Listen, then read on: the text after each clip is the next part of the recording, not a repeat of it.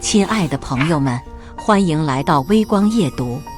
办好这事，副总监就是你的。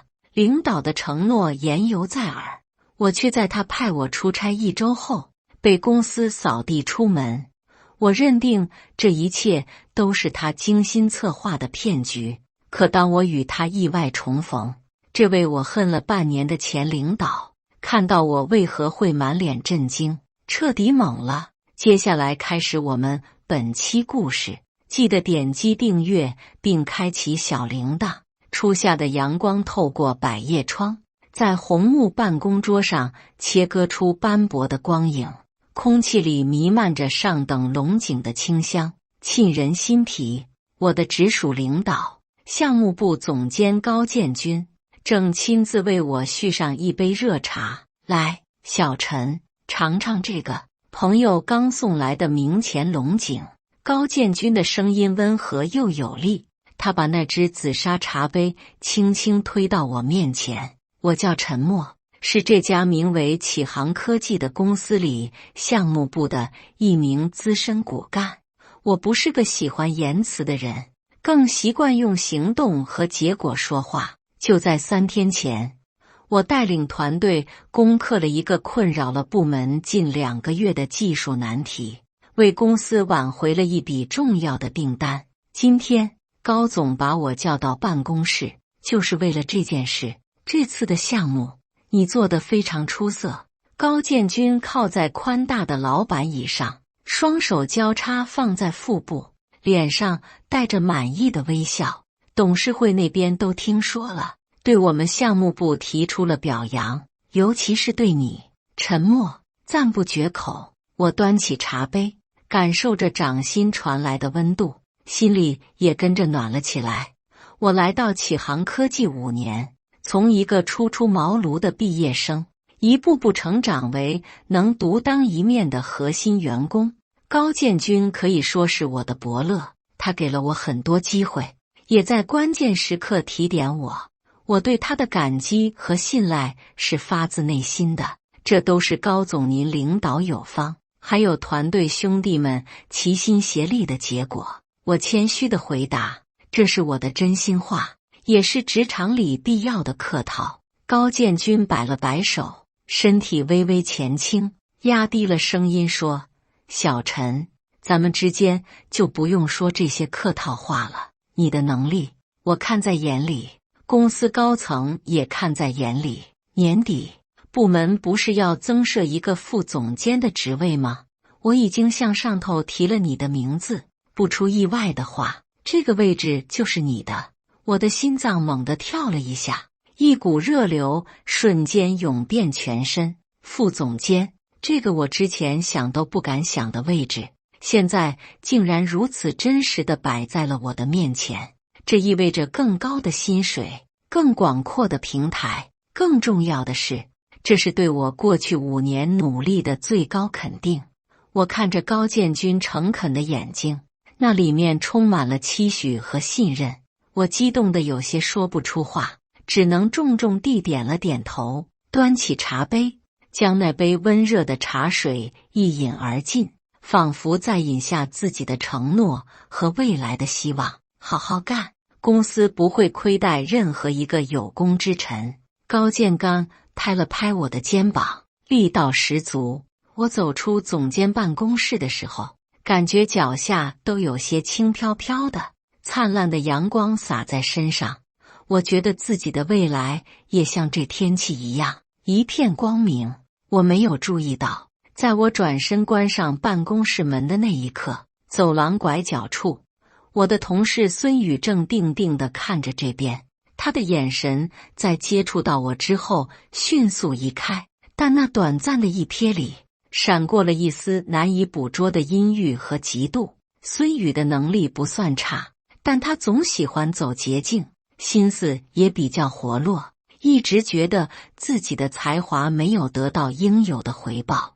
我知道他对我坐稳项目核心的位置有些想法，但办公室的竞争本就如此，我从未想过他会对我产生什么实质性的威胁。我回到自己的座位上，心情久久不能平复。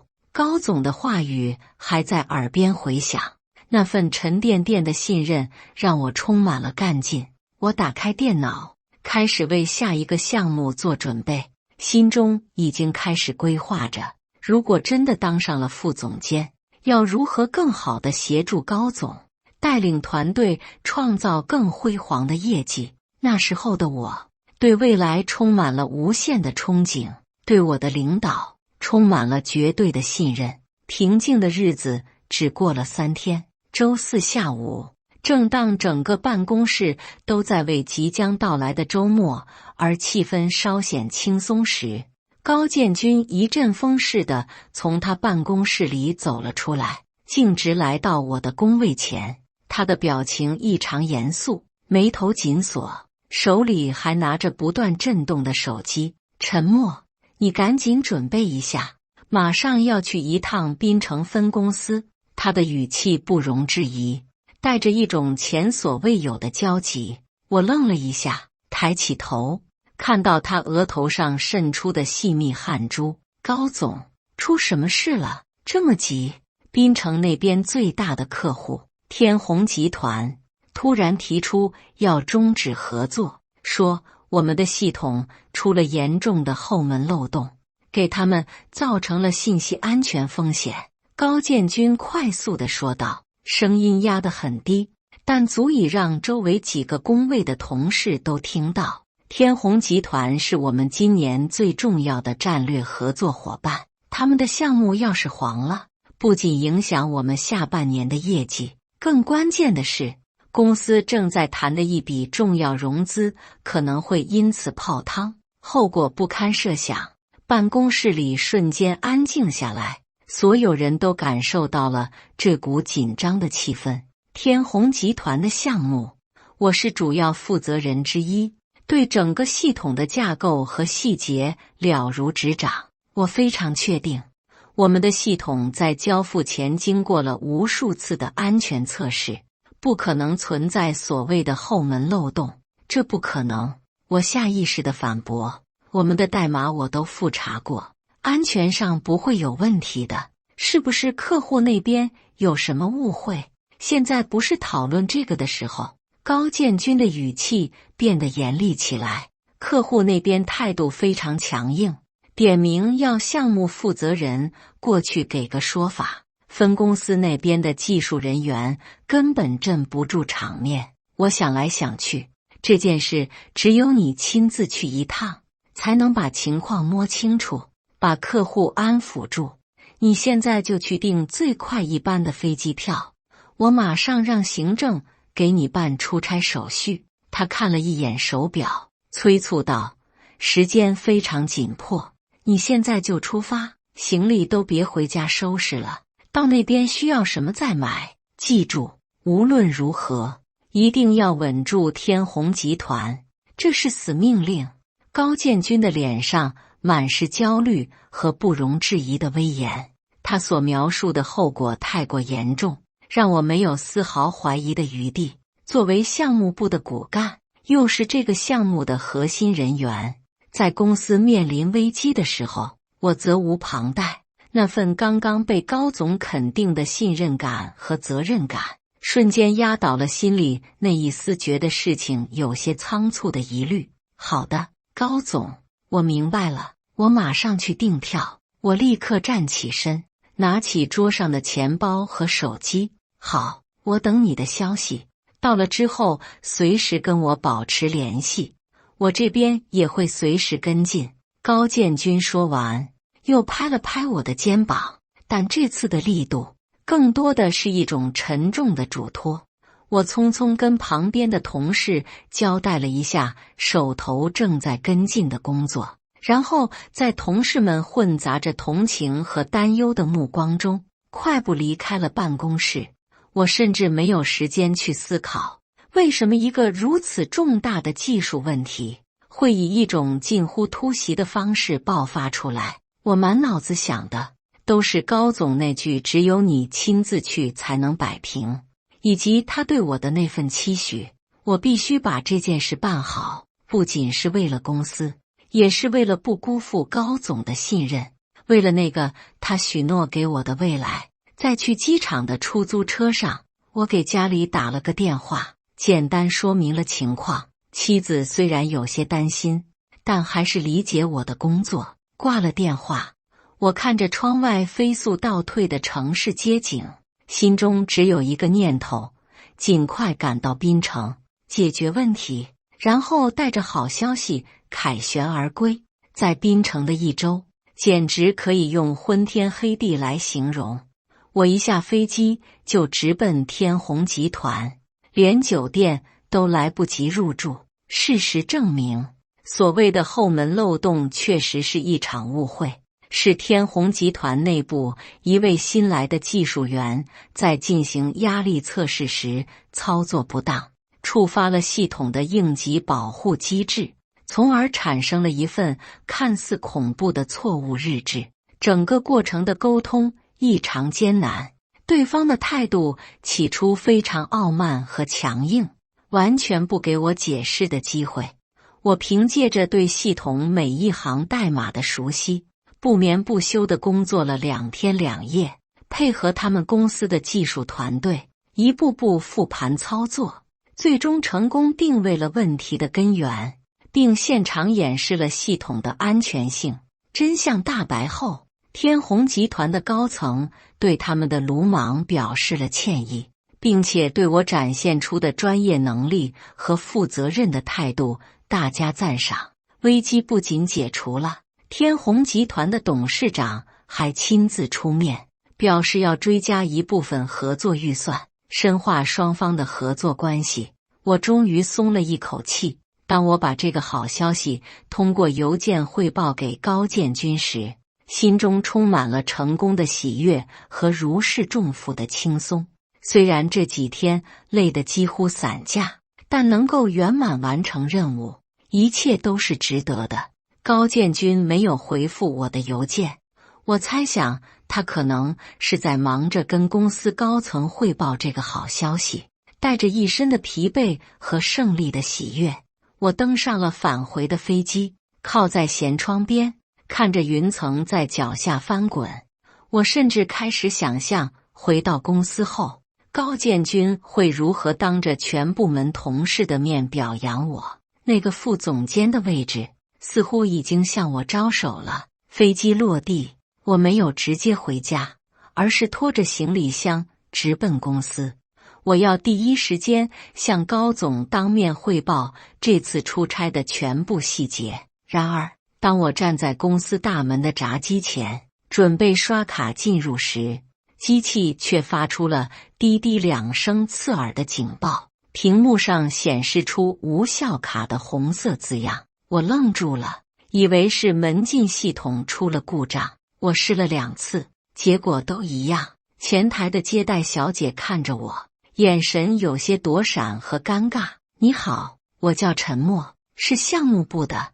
我的门禁卡好像刷不开了。我对他说，陈先生。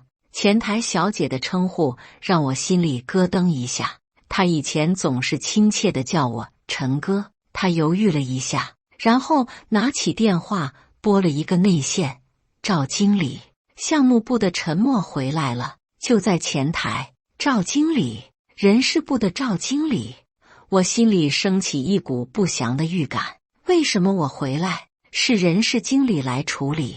几分钟后，穿着一身职业套装，表情一向严肃的人事部赵经理从电梯里走了出来。他看到我，脸上没有任何表情，只是公事化地点了点头。陈默，你跟我来一下办公室。他的语气冰冷，不带一丝感情。我拖着行李箱，满心疑窦地跟着他走进了人事部的办公室。那间我只在入职和转正时进来过的房间，此刻显得异常压抑和陌生。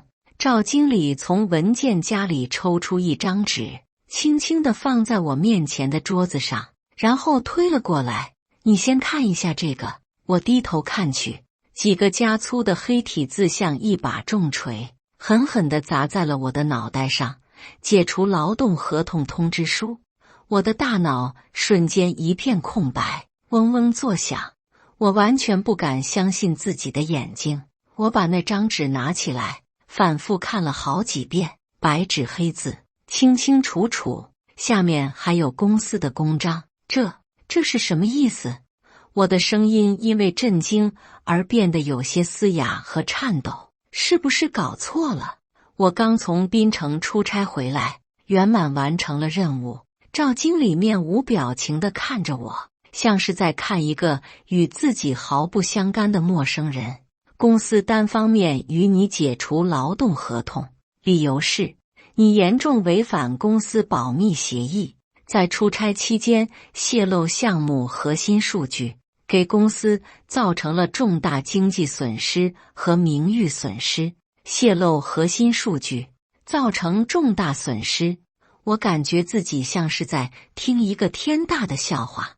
我刚刚挽回了天弘集团这个客户，还帮公司争取到了更多的合作，我怎么可能泄露数据？我的情绪激动起来，支撑着桌子站了起来。这一切太荒谬了，荒谬到让我觉得像一场噩梦。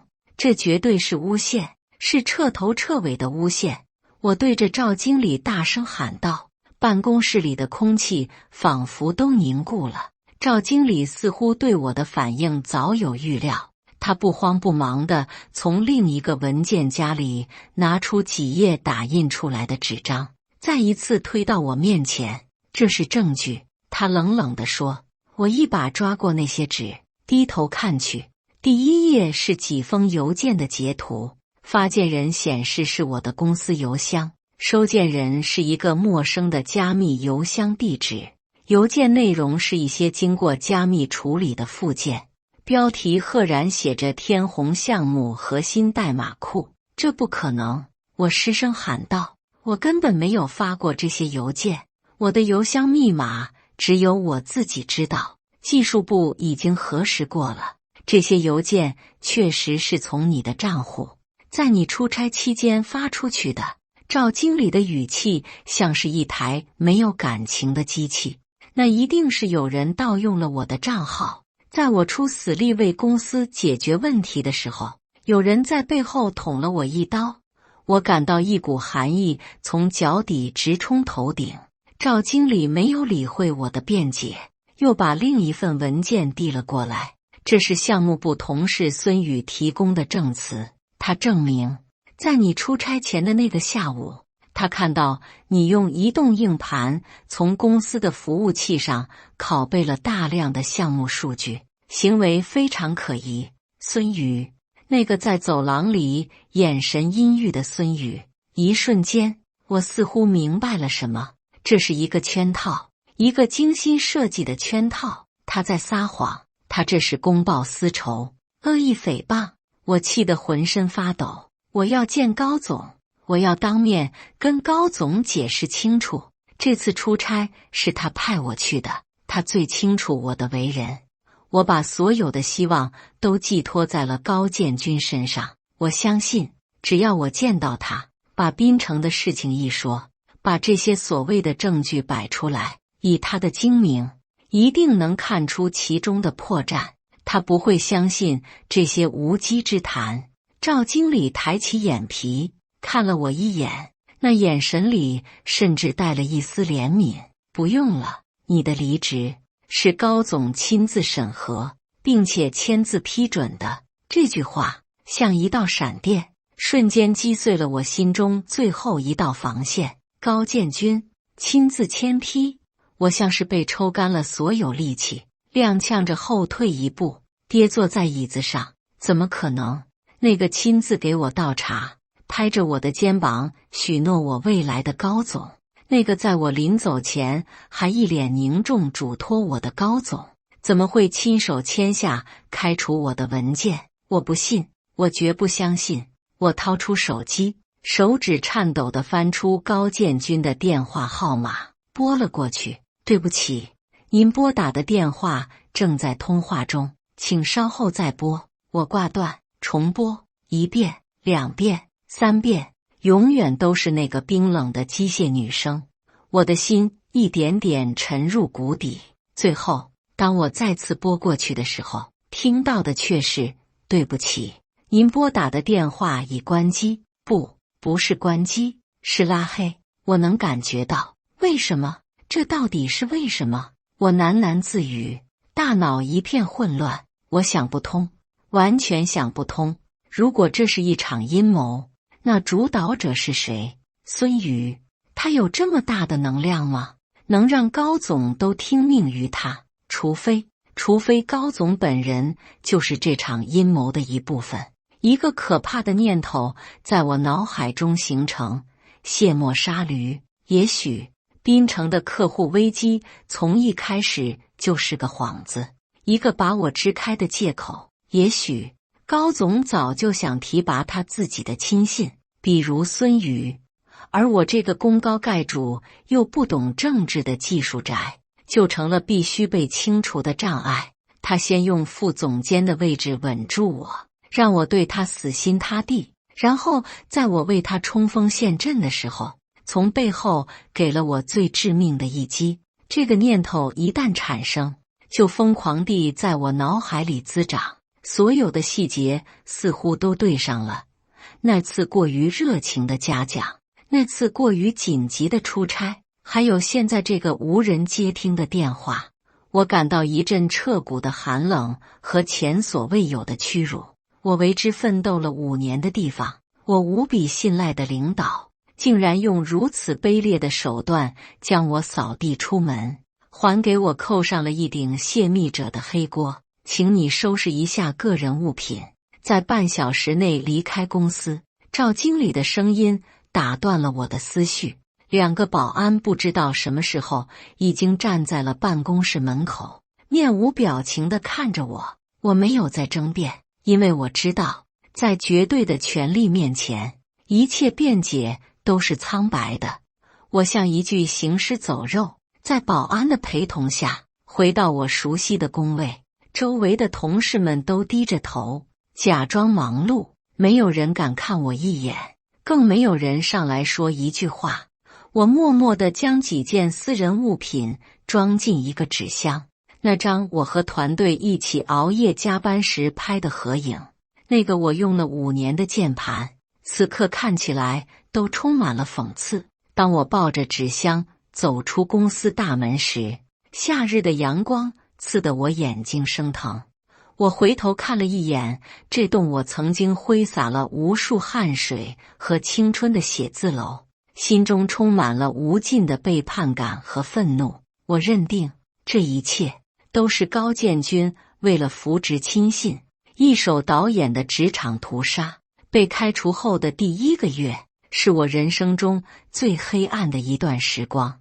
我把自己关在租来的小屋里，白天昏睡，晚上就对着天花板发呆。我一遍遍地复盘整件事的经过，越想越觉得是高建军和孙宇联手给我设的局。那种被最信任的人背叛的滋味，像毒蛇一样啃噬着我的内心。泄露公司机密这顶黑锅，像一个无形的烙印，刻在了我的职业履历上。在这个行业里，圈子说大不大，说小不小，名声一旦坏了，就很难再立足。我尝试着投了几份简历，大部分都石沉大海，有2家给了面试机会，但当对方的人事经理旁敲侧击地问起我从启航科技的离职原因时，我都无法给出一个令人信服的解释。那种欲言又止、百口莫辩的窘迫，比直接拒绝更让人难受。妻子看我日渐消沉，非常担心。她没有指责我，只是默默地陪着我，不断地鼓励我。你的能力，我相信金子总会发光的。这里不行，我们换个地方，从头再来。在家人的支持下，我慢慢从牛角尖里走了出来。我明白，沉沦解决不了任何问题，我必须重新站起来。既然在这个城市的名声已经受损，那就去别的城市。我开始把求职目标锁定在其他沿海的2线城市，天无绝人之路。1个月后，一家位于邻省城市名为远航网络的公司向我抛来了橄榄枝。这家公司虽然规模不如启航科技，但作风非常务实，技术氛围也很浓厚。面试我的是他们的技术总监，一个不修边幅但眼神锐利的中年人。他没有过多纠结我的过去，而是给了我几个真实的技术难题，让我现场分析。我凭借扎实的技术功底，给出了让他满意的解决方案。更让我意外的是，这家公司的重要合作伙伴之一，竟然就是天弘集团。当我无意中提起我曾经独立解决过天弘集团的一次系统后门危机时，那位技术总监的眼睛亮了。原来，我当时在槟城的表现，给天弘集团留下了极其深刻的印象。他们甚至向自己的合作伙伴圈子推荐过我。就这样，我戏剧性地入职了远航网络。因为那次出差建立的信任，我和天弘集团的对接工作进行得异常顺利，很快就为新公司签下了一个重要的新项目。凭借着过硬的技术和务实的作风，我逐渐在远航网络站稳了脚跟，并且得到了新领导和同事们的认可。新的工作环境没有那么多复杂的办公室政治，大家一门心思扑在技术和产品上。我在这里找回了久违的纯粹的工作乐趣。我把所有的精力都投入到工作中，职位和薪水也稳步提升。我不再去想起航科技的那些破事，也不再去怨恨高建军，我只想用自己的努力证明我不是一个失败者。时间过得很快，转眼间半年过去了。半年后，我作为远航网络的项目总监，代表公司去参加一个在上海举办的全国性行业技术交流酒会。这是业内最高规格的盛会之一，汇聚了各大科技公司的精英和高管。出发前，我特意去定制了一身合体的西装，镜子里的我褪去了半年前的落魄和颓唐，取而代之的是一种经历过风雨后的沉稳和自信。我的眼神变得更加坚定，气质也比以前更加内敛。这半年，我不仅重建了我的事业，也重建了我的内心。酒会现场流光溢彩，衣香鬓影，人们三三两两地聚在一起，端着香槟，优雅地交谈着。我游走在人群中，和一些潜在的合作伙伴交换了名片，也认识了一些技术圈的大牛。一切都进行得很顺利。就在我端着一杯酒，准备去露台透透气的时候，我的目光无意中扫过一个角落，然后瞬间凝固了。在那个灯光稍显昏暗的角落里，站着一个熟悉又有些陌生的身影。那个人正是把我亲手送出启航科技的前领导高建军。他一个人端着酒杯，没有像往常一样被下属和合作伙伴簇拥着，只是孤零零地站在那里，眼神有些落寞地看着场内的热闹。他的背似乎没有以前那么挺直了，头发也好像白了一些，整个人看起来有些憔悴，完全没有了当初那种意气风发的模样。我的心跳漏了一拍，各种复杂的情绪瞬间涌上心头，愤怒、怨恨、不甘。但很快，这些情绪又被一种莫名的平静所取代。我已经不是半年前那个可以被随意拿捏的沉默了。他似乎也感觉到了我的注视，转过头来，当他的目光和我接触到的那一刻，他整个人明显地愣住了，眼神里先是闪过一丝无法掩饰的惊讶，随即他竟然下意识地想转身避开我的视线。这个动作让我有些意外。按理说，他作为胜利者，再次见到我这个被他清除的失败者，不应该是这样的反应。我深吸了一口气，调整了一下自己的心态。我决定走上前去，我不是为了寻仇，也不是为了当面羞辱他，我只是想为那段不明不白被葬送的过去做一个了结。我只想知道当初究竟是为什么。我整理了一下西装的领口，端着酒杯，迈着平稳的步伐，穿过人群，径直向他走去。我站定在他面前，脸上带着一丝礼貌而疏远的微笑，平静地开口说道：“高总，好久不见。”高建军看着主动走到他面前，气定神闲的我，整个人都僵住了。他脸上的肌肉抽动了几下，浮现出一种极为复杂和震惊的表情。那绝对不是一个阴谋得逞者或者胜利者应该有的姿态。他张了张嘴，似乎想说什么，但又没说出来。最后，他用一种难以置信的，甚至带着一丝茫然和困惑的语气脱口而出：“小陈，你不是自己拿了高薪跳槽，还把项目搞砸了才走的吗？怎么会？”高建军的话像一颗炸雷，在我耳边轰然炸响。我愣住了，完全被他这句没头没尾的话搞懵了。什么叫自己拿了高薪跳槽？什么叫把项目搞砸了才走的？这和我所经历的版本简直是天差地别。高总，你在说什么？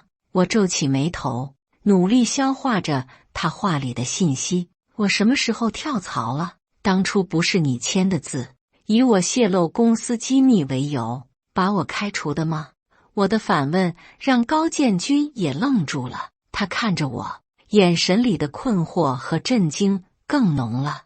他似乎意识到周围人多眼杂，不是说话的地方，这里不方便，我们出去说。他低声说了一句，然后率先转身，朝着酒会外面的露台走去。我跟了上去。露台上的夜风带着一丝凉意，吹散了酒会里的喧嚣和闷热，也让我的头脑清醒了一些。我们一前一后走到露台的栏杆边，沉默了片刻。城市的霓虹在脚下闪烁，像一条沉默的星河。小陈，你把你那天回来之后的事情原原本本的跟我说一遍。高建军先开了口，他的声音听起来有些沙哑和疲惫。我压下心中的惊涛骇浪，将我从回到公司被前台拦下，到被赵经理叫进办公室，看到解聘书，再到那些所谓的证据，以及最后被保安请出公司的整个过程，一五一十地不带任何感情色彩地复述了一遍。在我讲述的过程中，高建军的脸色变得越来越难看，从最初的震惊，到后来的愤怒，再到最后的懊悔。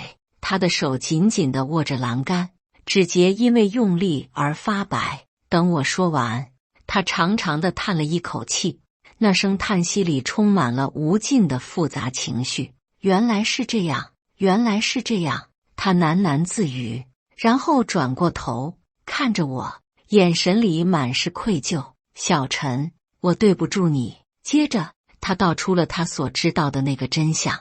在我去槟城出差的第二天，孙宇拿着一沓资料，直接越级找到了公司的另一位高层，分管人事的副总裁。那位副总裁是孙宇远房亲戚，也是他一直以来在公司的靠山。孙宇向那位副总裁和高建军告密，说他发现我早就找好了下家，是一家薪水高出近1倍的竞争对手公司。他拿出的证据是一封伪造的天衣无缝的我与那家公司人事总监之间的 offer 邮件，甚至还有一封我准备提交的辞职信。信里说，我之所以答应去槟城出差，只是为了在离职前捞最后一笔功劳，并且已经故意在天虹集团的项目里留下了一个隐蔽的漏洞，准备把这个投名状带到新公司去。当时我看到那些邮件，第一反应就是不相信。高建军痛苦地回忆道，我了解你的为人，你不像是会做这种事的人。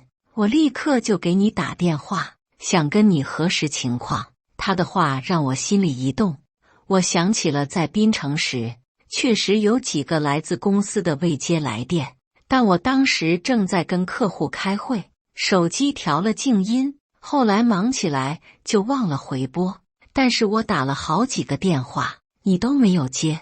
高建军继续说，那个时候孙宇和那位副总就在我办公室里，他们一口咬定你是因为心虚才不接电话。副总给了我巨大的压力，说这件事如果处理不好，影响了公司的融资，责任要我来承担。他说，既然你已经背叛了公司，就必须用最严厉的手段处理，杀一儆百。我当时急疯了，客户危机还没解除，你又联系不上，加上旁边有人不断的煽风点火，我一时糊涂，就信了他们的话。